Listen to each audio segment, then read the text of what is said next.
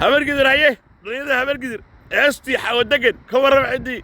aan tolka ahayn abgaal ismaasay uga jawaabeen nin waxaan la yaabay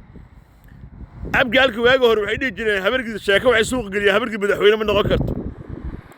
habar gidir guddoomiyaha iyo duqa magaalada muqdisho ma noqon karto hadda waxay leeyihiin habar gidir looma heesi karo mana heesi karto haye dhalinyaro see dareemaysiin xaggee maraysiin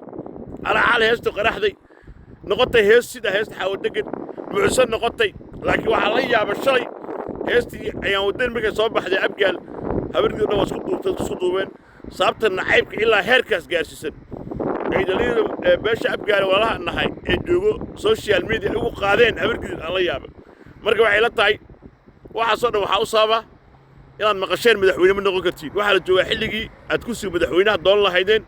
xilligii guddoomiyaha gobolka duqa magaalada muqdisho aad doolan lahaydeen xilligii aad xooggiina iyo raggiina waxay u dhinteen iyo aabbayaashiin aad xasan lahaydeen cashar aad kuu filnaato cashar waa qaadasho daahir cali sacuudiya ha baqlayso